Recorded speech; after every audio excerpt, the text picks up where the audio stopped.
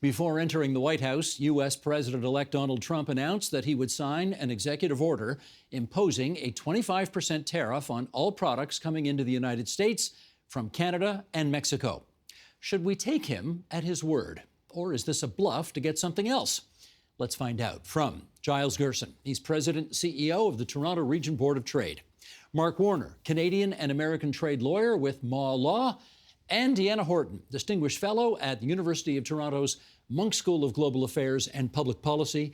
And it's great to welcome the three of you back to our studio here today. I just wonder, Deanna, start us off. How should we be reacting to Trump's latest broadside? I think we should be trying to step back and take the long view. I think we need to be prepared, but we also have to recognize that just based on the previous administration, that there's a lot of back and forth and there's a lot of posturing. But I think the trends that have been between Canada and the U.S. and the U.S. kind of working more towards an industrial policy, protectionist, and the impact of trade agreements in general, that's the long-term trend. And that's what we need to prepare for. When you say the previous administration, do you mean Biden or Trump won? Trump won. Trump won. Gotcha. Mark, your view. I mean, similar to that, I think you've got to take him seriously. I think the current threat isn't just directed at Canada and Mexico. I think it's a message to the world. And so part of responding to this, I think Canada has to realize that, because if you're responding to everything he does as if it's a nuclear DEFCON 1 or whatever it is, there'll be another one coming down next week because he's trying to send a message to others to have negotiated with him. So I think we go from that. I mean, I think also the thing about Trump that I think we learned from Trump 1 is that he does bluster, he does make threats, and there is some negotiating. He is a transactional person, but he's also, when he's backed into a corner, he'll punch back very hard and punch his way out of the corner. And sort of in responding to him, you've got to figure out how not to react like your hair is on fire, but you've also got to react in a way that you don't sort of put him in the corner, that he then says, oh, you don't think I'll do this? Well, then I'll do it just for fun. You got to leave it out. You got to leave it out. Giles. Well, yeah, it may well be that our hair isn't on fire yet, but it could be, on January 20th or just after that. I think you have to, as both are saying, I think we have to take this very seriously. We had 25% tariffs on steel and aluminum back in 2018. It lasted a year. It's devastating for our steel sector. So we've been through that. We know what it's like. I don't think we can afford to go through it again. I'd also point out we're somewhat weaker as an economy than we were 6 years ago. Our economy's been in a bit of a tailspin. If you look at GDP per capita, our wealth generally has been going down relative to the United States quite sharply. So we're in a weak position. So yeah, I think we have to bargain as strongly as we can. But we are dealing from a position of weakness, and I think we have to clear the decks and make sure these tariffs don't come on. They'll be devastating if they do. Can you, I'd like Mark to follow up on that, really explain to people who may not know what tariffs are or what they do, if you put a 25% tariff on goods X, Y, and Z, it will do this to the price. As a result, it will have this effect on businesses in Canada. Sure. I mean, the idea is basically if you start with a product that's worth $100 and you put 25% tariff on it, the cost of it, that product then goes up to $125. So it means that basically anything we're trying to sell into the United States that we were selling for 100 will now sell for 125, which will reduce American demand. Now, who pays for it? Economists can argue back and forth about it. It really depends on sort of the shape of the curves and things you learn in first-year economics. But for the most part, the people who are going to pay for it are going to be the consumers, so American consumers, unless Americans can ramp up production fast enough and replace the production. Simplistic follow-up question. If that's what happens to the price when a 25% tariff gets put on it, why can our businesses not simply say, that thing I used to sell for $100, I'm going to sell for $75, so when you tariff it at 25%, we're where we were? We can, and that's what I was saying when you talk about the shape of the lines under the graph that you learn in first-year economics. So, and that's what it is. Some businesses will be able to eat that, some won't, right? Some people won't be able to do that, and most won't if it's a competitive market. The idea that there'll be that much that you could shave off. So in some cases, it'll be the American importers, the person standing in between the consumer and the Canadian exporter. They'll say, well, I'll shave my margins because I want to preserve those relationships. And I think that's really how it works. Is there any way we get away with 25% tariffs if they get imposed upon us? Is there any way we get away without a lot of the quite apocalyptic prognostications we've heard so far? Well, I'd also like to take the view from the U.S. Don't forget that 25% is going to be 25% that the consumer is going to have to pay. So I was a NAFTA negotiator, and the idea was that, yes, we would have a free trade agreement and things would get cheaper. And then, of course, China got into the WTO. We've all been having a flood of Chinese products that are cheaper. But what is the American consumer going to say when the prices go up by 25%? So I would like to think that cooler heads will prevail and that it could be a selective. And this is where I think the U.S. is going anyway, that they're going to be looking at what is strategically important. And I think what Canada has to do is persuade the United States of our partnership. We have to demonstrate where we are in terms of our investment in the U.S., their dependence on us for oil and gas. Can you imagine putting a 25% tariff on oil and gas into the U.S.? That would be a problem. They want our oil and gas. One would think. One would think. Well, President Trump at at last Friday's dinner with Prime Minister Trudeau talked about the Keystone XL being revived. So they want more of our oil and gas, it would appear. It's already over 30% of our exports to the U.S. is oil and gas. And so when President Trump talked about this massive trade deficit with Canada, you take oil and gas out of the picture, we're probably in a deficit position or in balance. So, on manufactured products, those kinds of things. So, oil and gas is a really big factor, and I agree with Deanna. I think I'm sure they will exclude oil and gas, petroleum products from the mix, and I'm sure they'll exclude critical minerals from the mix. And there'll be other raw resources, perhaps, that they'll exclude, but that still leaves us with manufactured goods, which is for Ontario, a huge part of our trade. But presumably these carve-outs don't just happen. We have to lobby like hell for them. Is that how it happens? Absolutely. You want to tell us about your experience with NAFTA and how the carve-outs take place? Well, yes, and I think particularly for automotive, that is something where you have, and same with steel, actually, you have a really integrated industry between the two countries. And that's where I think we have some bargaining power. But the really key element is to work on our U.S. allies, because it's not just the White House. It's in Congress, it's governors, it's all kinds of levels of government. And we have to ensure that our allies, because we have so many partners in the U.S. I worked on a map. This was several years ago, but showed all of the Ontario investments in the United States, over 11,000, something like that. It was pretty amazing. And when you are able to go to a congressman and say, here is where Canadian investment is in your district, that's what we need to do. We need to get industry in line. We need to get the politicians in line. The White House is only one of the decision makers in the United States. Yeah, this is what worries me a little bit. I think I have a good sense of what Trump's going to do. And I'm not too worried. I think there's a certain predictability to his unpredictability, okay? It's the Canadian response that I worry about. I worry the Canadians believe what Deanna just said, to be very honest with you. I think if you look at the aluminum and steel tariffs, the Americans had concerns about Chinese imports coming into Canada, getting mixed with Canadian product. Canada negotiated too hard, and Trump turned around and said, okay, I'll put the tariffs in place and I'll find some archaic feature of my trade law to do it. A year later, Canada agreed to do what Trump wanted to do all along. The tariffs came off. I wonder if Trump is his last term, probably never run for anything again. It's funny how you say probably.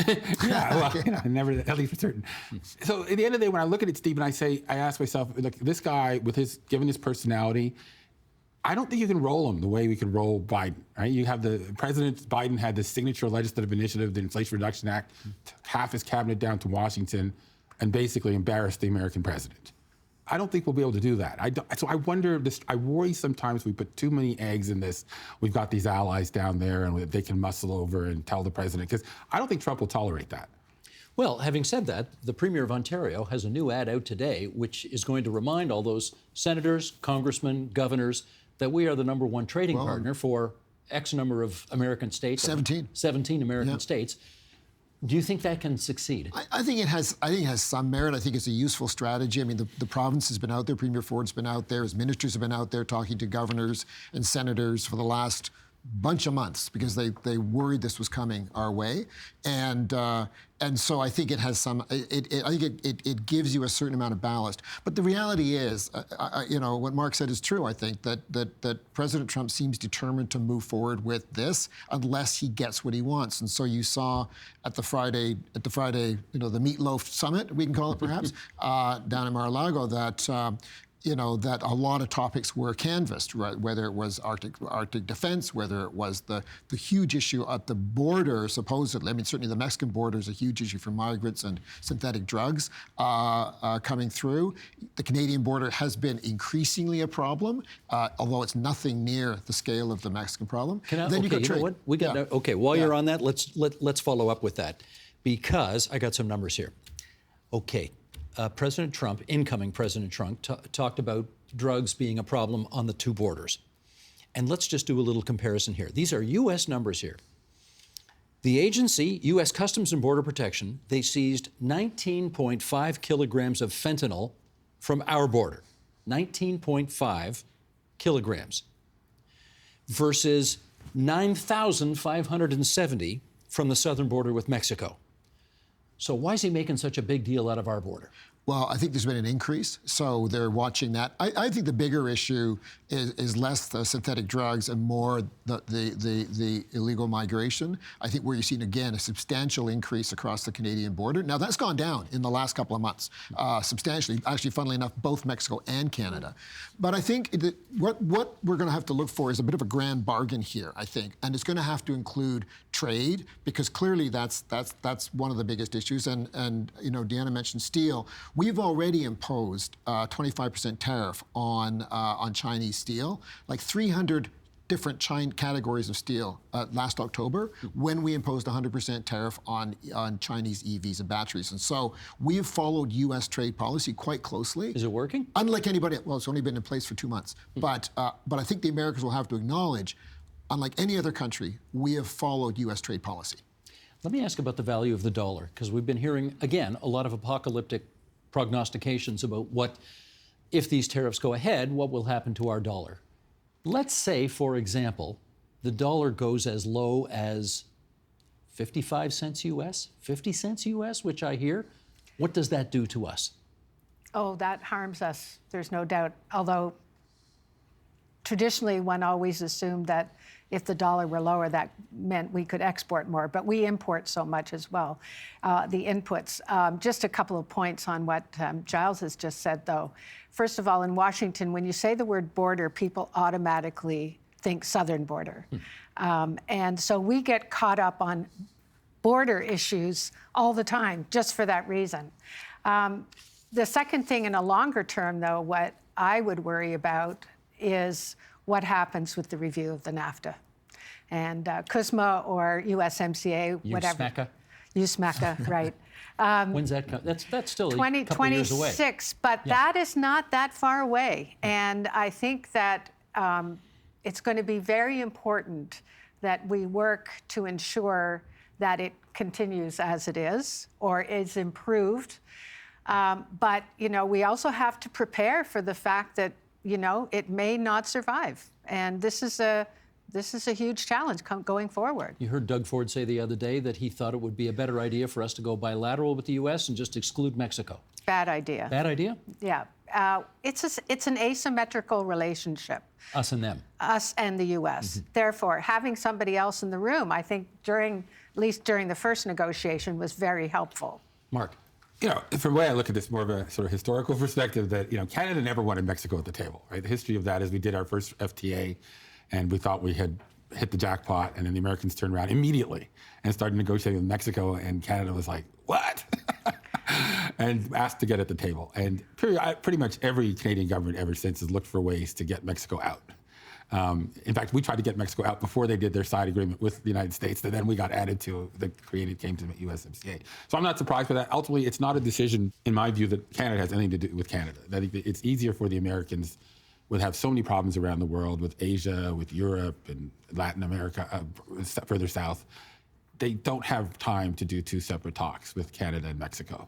So it's an interesting conversation in Canada. It will, in my view, go absolutely nowhere. So ultimately, it's going to be all three together. It will be all three together. But can I raise a point Please. about that? I mean, one of the things that I think the Americans are very focused on in the CUSMA is backdoor.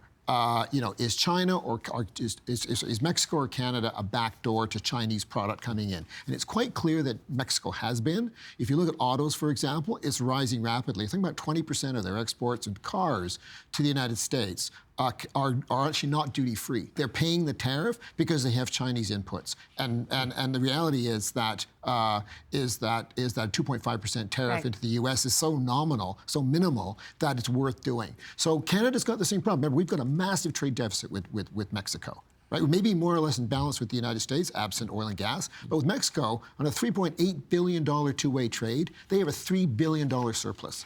Here's the problem I have a little bit with that, makes me worry a little bit, is it's true, all of that's true to some extent, but you also have to look at who are the parts makers in Mexico. A lot of our Canadian, we call them Canadian auto parts makers, are in Mexico. They're not bringing parts to Mexico from Canada. They're coming from China. The big win that Canada and Mexico had on the first dispute settlement case brought under USMCA was to do with rules of origins. And I've been saying for many years now, that case had nothing to do with Canada and Mexico. It was really about how much Chinese content you could have in a part that could still be called Mexican and Canadian. Canada and Mexico were very happy when they won it. Now Canada's trumpeting that we've harmonized our tariff rules to align with Americans on these 100% tariffs on electric vehicles. I haven't heard the Canadian government formally say they no longer agree with that dispute settlement case they won. So we kind of suck and blow on this stuff.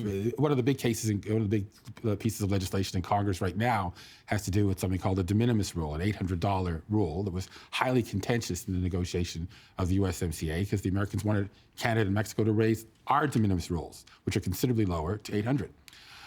What Americans will say is that the Chinese are coming on both sides of the border and setting up facilitation facilities which then sell product into the United States. So I don't believe that Canada will get away with this idea of saying they do it, but we don't. Look at them, don't look at us.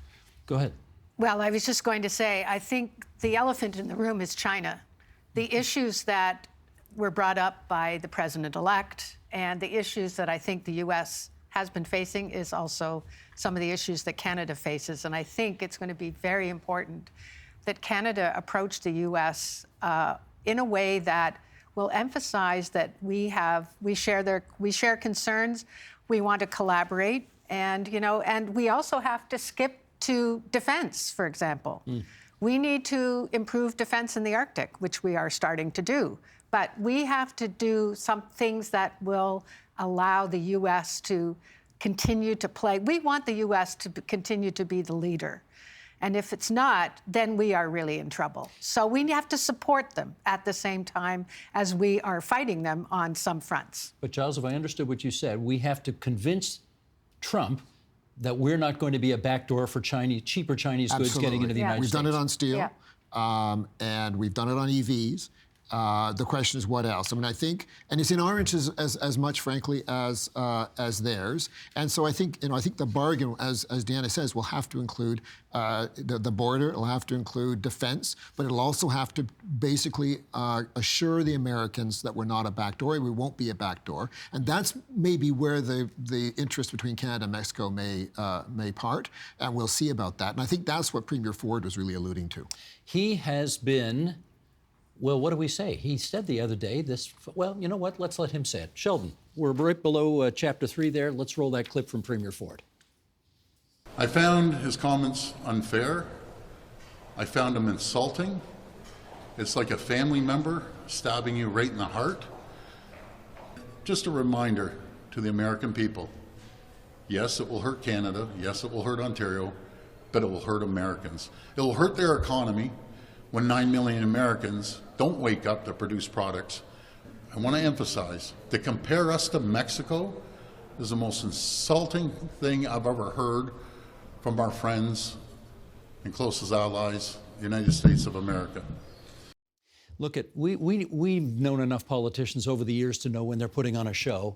That guy's not putting on a show. Giles, he is heartbroken that his friend Donald Trump is screwing him over this way. I don't know about his friend, but I certainly say that he's heartbroken. His political soulmate. Well, I don't think it's that as much as I think it's that the United States, where he has worked, right? He ran a company in Chicago for many years and believed the Americans to be our close friends. During COVID, and I worked closely with him during that period, he was extremely upset at the way we were treated by the U.S. during COVID. Ford was, because we were denied access to PPEs, ventilators, and a whole bunch of other stuff. And I think he's seeing the same thing again. So he believes in the relationship. He believes in an integrated economy. And, and frankly, we've been at this a lot longer than the Mexicans have in terms of that trade relationship, going back, for example, to the Auto Pact in 1965. So to be treated the same way, what he's saying is, I think he regards it as an insult. And I don't think he's wrong. What'd you make of the Premier's comments? Like I said earlier, I think to me, this has been the position Canada has always had on Mexico. Canadians have a sense of ourselves as being what I call either the senior junior partner in the North American relationship or the junior senior partner, whichever way you want to do it. When you work in Washington and you work in New York, as I have, Americans don't really see that relationship that way. And I don't know, you look at when the FTA was originally signed by Brian Mulroney, we were their most important trading relationship. Now, depending on what day of the week it is, it's either China or Mexico. In terms of the investment relationship, those sort of parts coming through are really important for them as well. So yes, we are important. In the 80s, coming after the oil price shocks, our oil and gas and guaranteed access to our oil and gas was the singular American priority. That's not their singular American priority now. They're a net exporter of oil and gas. So I think Canada has to sort of adjust to where we are in the world now, as opposed to where we think we are in the world now. I got another clip I want to show you, okay? Okay. Last week, we had Lord Axworthy come in here, the former foreign minister yes. from many years ago. He's just got his memoirs out right now. He's about to turn 85 years old. goodness. We talked about this. Here's what he had to say. Sheldon, if you would. There are some very deep economic issues. I wish to hell some of these premiers would shut up for a while and stop talking about kicking Mexico out. You need Mexico. That's Doug Ford's position. Yeah, Doug Ford's position and Smith, and he's out there bragging, all the premiers. Look, if you take Mexico off the table, you're left one-on-one with the Americans. You want to negotiate one-on-one with Donald Trump, rather than having the two most important trading countries together? Come on, that's bad politics. And secondly, Mexico is becoming an important customer for Canada. But we've got these guys who kind of, I don't know what they do in their provincial capitals. Do they sort of put tar paper over the windows or something? There's not much light getting in. What'd you think of that? Well, he spoke his mind. You agree with him, though, don't you? Well, let's put it this way. I think we're going to be up, the next 4 years are going to be a challenge no matter what. And it really is important that we try and stick together. And I think, as Giles mentioned earlier, for example, we need to approach the Americans on things that are of interest to them, such as critical minerals, for example. We need to prove that we are, I also agree with Mark, we're not that important. We are not the most important trading relationship anymore. So what leverage do we have? Very little. So we need to take every resource that we have and pour it into this relationship because it is still the most important relationship for us. Let me be a little less myopic just for a second here. We know how Canada, Mark, has responded to this. Justin Trudeau went down to Mar-a-Lago. We brought a cabinet minister with him, Dominic LeBlanc. Who else did he bring? Oh, he brought Katie Telford as chief of staff. We know what the premiers are doing in terms of their full court press. I'm sure Mexico has had a response. We're not as aware of it because obviously we don't care as much. But how have they reacted? Well, Mexico has a new president, the first woman president, I guess, leader. I guess not Kim Campbell. So I apologize to her. So she's new. She's taking over from her predecessor, her political mentor. She's got an agenda that looks very much like sticking with his agenda, her predecessor's agenda, which is very activist, very contested by foreign investors. And her response to Trump was really tough. It was not like, I'm going to cave. It was actually a tougher response than AMLO, her predecessor, made. But then they had a phone call, and Trump was charming, and then, as he always does, said, well, this is what we agreed. And then she said, no, it's not what we agreed. So that's always what you're going to get with Trump. So we'll watch that relationship. I mean, the reality of the Mexicans have something really important.